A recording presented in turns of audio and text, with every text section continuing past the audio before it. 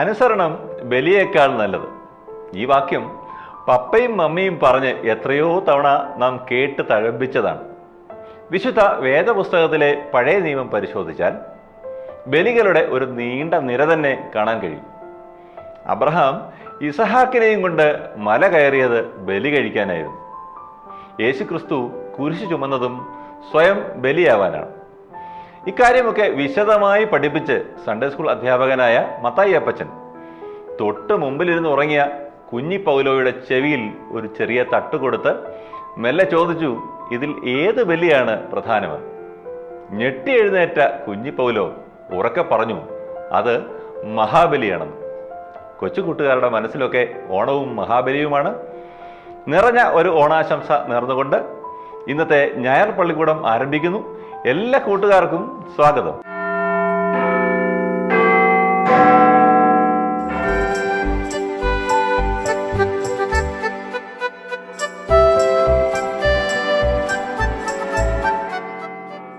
ഓരോ പേരിനും ഓരോ അർത്ഥമുണ്ട്.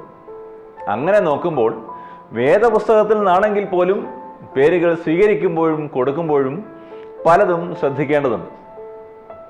ഇക്കാര്യം കൂടെ പറഞ്ഞ് പേരും പൊരുളും പരിശുദ്ധന്മാരും എന്ന പ്രഭാഷണ പരമ്പര നമ്മുടെ തിരുമേനിയപ്പച്ചൻ സമാപിപ്പിക്കുകയാണ്.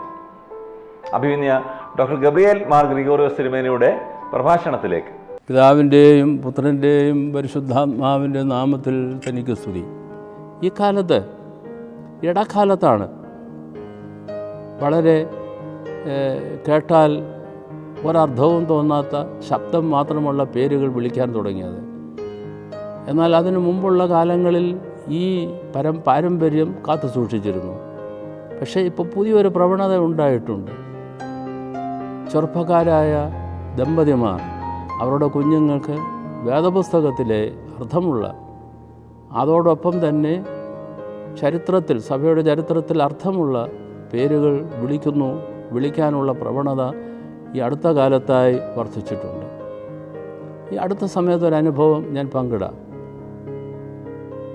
കാത്തിരിപ്പിന് ശേഷം, കുറച്ചു കാലത്തെ കാത്തിരിപ്പിന് ശേഷം യുവതികളായ ദമ്പതികൾക്ക് ഒരു കുഞ്ഞു പിറന്നു. ആ സന്തോഷം ഫോണിലൂടെ എന്നോട് പങ്കിട്ടു. അപ്പോൾ എന്നോട് ചോദിച്ചു, കുഞ്ഞിനൊരു പേരിടണം, തിരുമേനി ഒരു പേരൊന്ന് പറഞ്ഞു തരുമോ? അപ്പം ഞാൻ ചോദിച്ചു, കുഞ്ഞെ എന്ത് പേരിടാണ് നിൻ്റെ മകളാണ്, നിൻ്റെ മകൾക്ക് എന്ത് പേരിടാണ് നിൻ്റെ മനസ്സിലിരിക്കുന്നത്? ഉടനെ പറഞ്ഞു, ഇസബൽ എന്ന് പേരിടണം. ഇസബല്ല എന്നാണ് എന്നോട് പറഞ്ഞത്. അത് ഇസബൽ എന്നുള്ളതൊരു വേറൊരു രൂപമാണ്. ഉടനെ ഞാൻ സങ്കടപ്പെട്ടു. കുഞ്ഞെ, ഇസബൽ എന്ന് പറഞ്ഞാൽ അതിൻ്റെ പിമ്പിൽ ഉള്ള ആൾ എന്നെ വേദനിപ്പിക്കുന്നു. എന്താണ് ആ വേദനയുടെ അർത്ഥം? രാജാക്കന്മാരുടെ 1-ാം പുസ്തകം 21-ാം അധ്യായത്തിൽ ഏലിയാ ദീർഘദർശിയുടെ കാലഘട്ടത്തിൽ നാബോത്തിൻ്റെ മുന്തിരിത്തോപ്പ് ഇസബെല്ലിൻ്റെ ഭർത്താവ് ആഹാബ് മോഹിച്ചു. എന്നാൽ നാബോത്ത് അത് പിതാക്കന്മാരിൽ നിന്ന് കിട്ടിയ പുരയിടമായതുകൊണ്ട്, നിലമായതുകൊണ്ട് ആ മുന്തിരിത്തോപ്പ് കൊടുക്കുവാൻ വിസമ്മതിച്ചു. അപ്പോൾ ആഹാബിന് ദുഃഖമുണ്ടായി. ഇസബെല്ല് പറഞ്ഞു, ഞാനത് നിൻ്റെ സ്വന്തമാക്കി തരാം. നാബോത്തിനെ നിഗ്രഹിച്ച് ആ മുന്തിരിത്തോപ്പ് തട്ടിയെടുക്കുകയായിരുന്നു. അപ്പോൾ ഒരു ദുഷ്ടവ്യക്തിത്വമാണ് ആ പേരിൻ്റെ പിമ്പിലുള്ളത്. നിൻ്റെ മകളെ ഇസബെല്ലെന്ന് വിളിച്ച് എൻ്റെ മനസ്സ് അനുവദിക്കുന്നില്ല. ഞാൻ ചോദിച്ചു, എൻ്റെ വല്യമ്മച്ചിയുടെ പേരെന്താ? അന്നമ്മ. അവൾക്ക് ഹന്ന എന്നെന്തുകൊണ്ട് പേരിട്ടുകൂടാ? അങ്ങനെ അവസാനം ഹന്ന എന്ന് പേരിടാൻ അവർ തീരുമാനിക്കുകയായിരുന്നു. ഹന്ന എന്ന വാക്കിൻ്റെ അർത്ഥം യഹോവ കൃപയുള്ളവനെന്നാണ്. കൃപ എന്ന് മലയാളം, ഗ്രേസ് എന്ന് ഇംഗ്ലീഷ്. ഹന്ന എന്ന വേദപുസ്തകത്തിലെ പേര് സുന്ദരമല്ലേ? അതവർ അതേപടി സ്വീകരിക്കുകയുണ്ടായി. ഒരു ഉദാഹരണം പറഞ്ഞു എന്ന് മാത്രമേ ഉള്ളൂ. ഇങ്ങനെ പേരും പൊരുളും, പേരും പരിശുദ്ധരും, കണ്ണി പേരിലൂടെ മുറുക്കപ്പെടുന്നു, പരമ്പര തുടരുന്നു എന്നിങ്ങനെയുള്ള ആശയങ്ങൾ തീർച്ചയായും ഒരു വലിയ വിഷയം തന്നെയാണ്. ഒരുപാട് കാര്യങ്ങൾ ഇതിൽ നിന്ന് ഗ്രഹിക്കാനുണ്ട്, പ്രായോഗികമായി പഠിക്കാനുണ്ട്, പ്രാവർത്തികമാക്കാനുണ്ട്. കുഞ്ഞുങ്ങൾ ഒരു പ്രഭാഷണത്തിന് തന്നെ ഈ 2 ഭാഗങ്ങൾ ശ്രദ്ധിക്കുമ്പോൾ നിങ്ങൾ തീർച്ചയായും നല്ല തീരുമാനങ്ങളിൽ ഉചിതമായി എത്തേണ്ടത് ആവശ്യമുണ്ട്. അത് നല്ലതായിരിക്കും എന്നുള്ളതാണ്. ചോദിക്കാം, നിങ്ങളുടെ പേരിന് ഒരു പൊരുളുണ്ടോ, ഒരർത്ഥമുണ്ടോ? നിങ്ങളുടെ പേര് ദൈവത്തോട് ബന്ധിപ്പിക്കുന്ന ഏതെങ്കിലും ഒരു പേരാണോ? ആ പേരിൻ്റെ പിമ്പിൽ ഒരു പരിശുദ്ധനോ പരിശുദ്ധയോ ഉണ്ടോ? ആ പേര് ഓർക്കുന്ന സന്ദർഭത്തിൽ നിങ്ങൾക്ക് വേണ്ടി പ്രാർത്ഥിക്കാൻ പരിശുദ്ധന്മാരോ പരിശുദ്ധകളോ മാലാഖമാരോ ഒക്കെ ഉണ്ടാവണം. ദൈവം തമ്പുരാൻ നിങ്ങളെ അനുഗ്രഹിക്കട്ടെ. നിങ്ങൾ പേരിൻ്റെ പൊരുൾ സാർത്ഥകമാക്കുന്ന ദൈവമക്കളായി പ്രശോഭിക്കുവാൻ ദൈവം തമ്പുരാൻ കൃപ തരട്ടെ എന്ന് ഒരിക്കൽ പ്രാർത്ഥിച്ചുകൊണ്ട് ഈ പ്രഭാഷണം ഇവിടെ ഉപസംഹരിക്കുന്നു.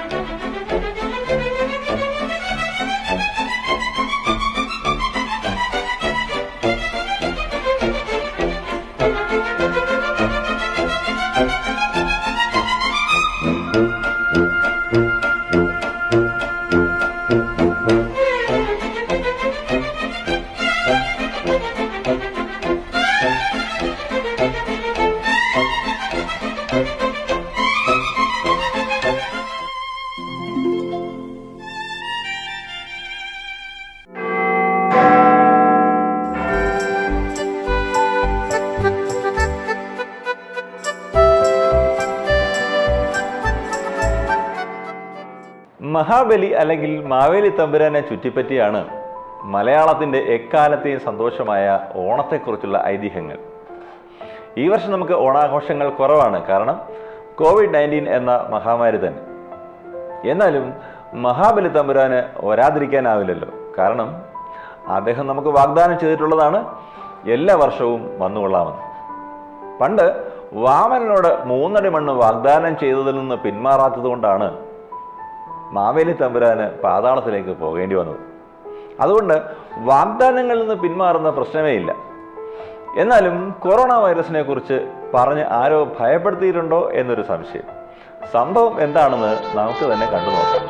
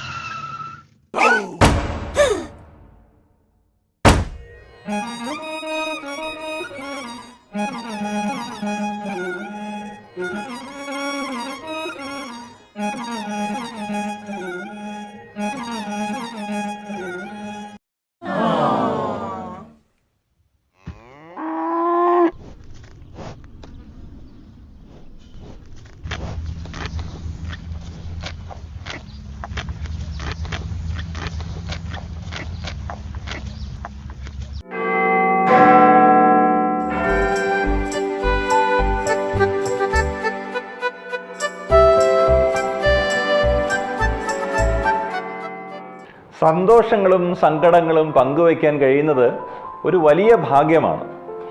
പങ്കുവയ്ക്കുന്ന സങ്കടങ്ങൾ ലഘൂകരിക്കപ്പെടുകയും സന്തോഷങ്ങൾ പെരുകി വരികയും ചെയ്യും. അതുകൊണ്ട് കൊച്ചു കൊച്ചു സന്തോഷങ്ങൾ പങ്കുവെച്ചുകൊണ്ടാവട്ടെ നമ്മുടെ ഇത്തവണത്തെ ഓണാഘോഷം. നമുക്ക് കണ്ടു നോക്കാം പങ്കുവയ്ക്കുന്ന സന്തോഷം എങ്ങനെയാണ് ഇരട്ടിക്കുന്നതെന്ന്.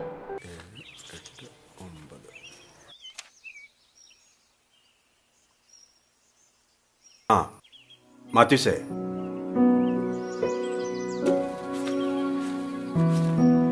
ഓണമൊക്കെ അല്ലേ, ഇതൂടെ വച്ചു.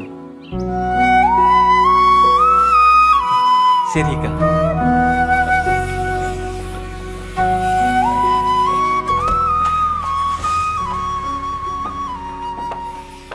ചേട്ടായി എല്ലാം അറേഞ്ച് ചെയ്തിട്ടുണ്ട്. ആ വിഷ്ണു, ഓണമൊക്കെ അല്ലേ, ഇത് വച്ചോ.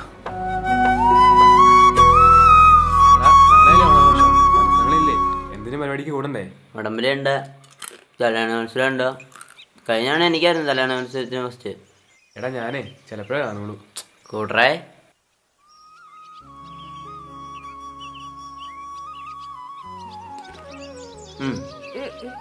കഴിച്ചോടാ. ഓണത്തിന് കഴിച്ചില്ലേ പിന്നെ എപ്പോഴാടാ കഴിക്കുക?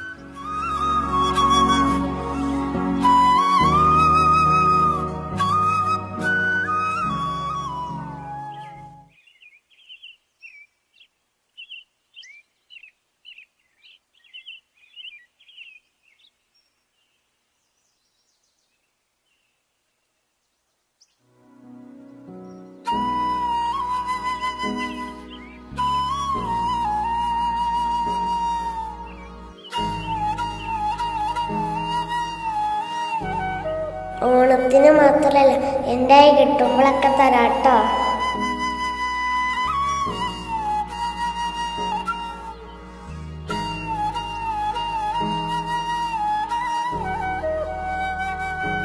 ഓണത്തിന് മാത്രമല്ല, ഇനി എന്നും നമുക്ക് ശീലിക്കാം സന്തോഷങ്ങൾ പങ്കുവയ്ക്കാൻ.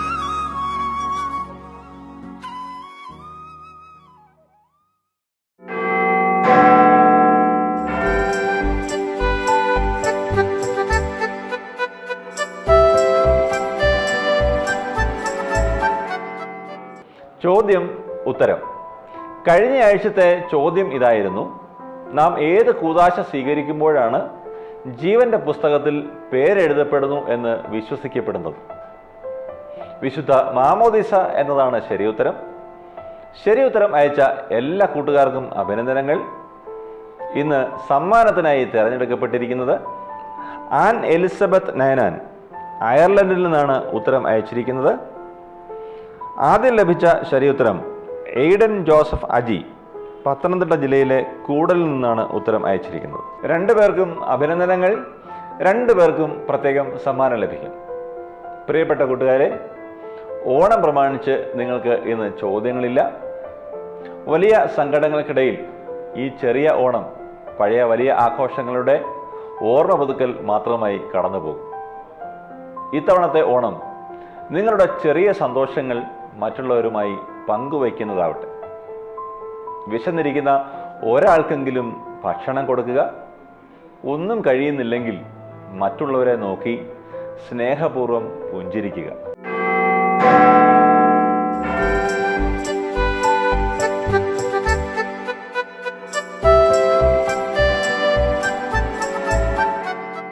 പ്രിയപ്പെട്ട കൂട്ടുകാരെ, ഞായർ പള്ളിക്കൂടത്തിൻ്റെ ഇന്നത്തെ സമയം അവസാനിക്കുകയാണ്. ഞായർ പള്ളിക്കൂടത്തിൻ്റെ സുഹൃത്തുക്കളായ ഷിജോ ഫിലിപ്പും ടിജോ തോമസും ചേർന്നൊരുക്കി ജി വേണുഗോപാൽ ആലപിച്ച ഒരു ഓണപ്പാട്ടിൻ്റെ 2 വരികൾ നിങ്ങൾക്ക് ഓണസമ്മാനമായി സമർപ്പിച്ചുകൊണ്ട് സന്തോഷങ്ങൾ ഇന്ന് ബൈ പറയുകയാണ്. എല്ലാ കൂട്ടുകാരെയും ദൈവം അനുഗ്രഹിക്കും.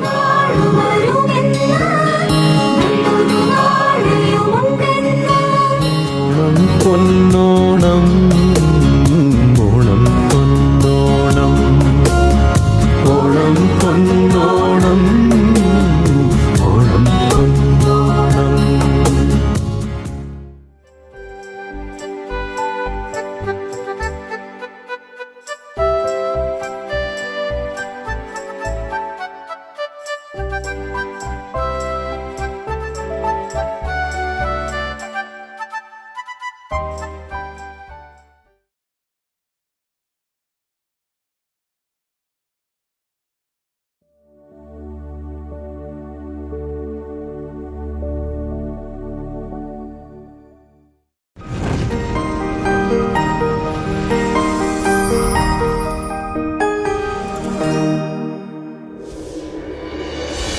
പോകുന്ന ആട്ടിൻകൂട്ടം എക്കാലവും തേടിയിരുന്നത് ഇടയന്മാരുടെ സംരക്ഷണം തന്നെയാണ്.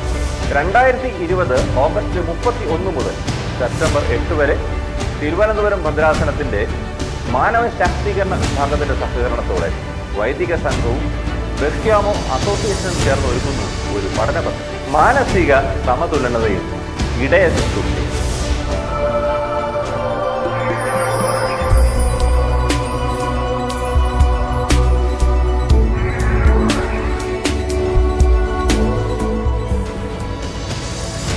അഭിമന്യ ഡോക്ടർ ഗബ്രിയേൽ മാർ ഗ്രിഗോറിയോസ് മെത്രോപൊലിത്ത, പ്രശസ്തനായ മനോരോഗ വിദഗ്ധൻ doctor Jayaprakash R, Jiji Johnson, reverend father Isaac B Prakash എന്നിവർ നയിക്കുന്ന ക്ലാസുകൾ കാത്തിരുന്ന് കാണുക. ഓഗസ്റ്റ് 31 മുതൽ എല്ലാ ദിവസവും രാത്രി 8:30 ശാന്തി ഹെൽപ്പ് ലൈൻ യൂട്യൂബ് ചാനൽ. ഈ കാലവും കടന്നുപോകും. യഹോവയെ കാത്തിരിക്കുന്നവർ ശക്തിയെ പുതുക്കും. അവർ കഴുകനെ പോലെ ചിറകടിച്ച് കയറും.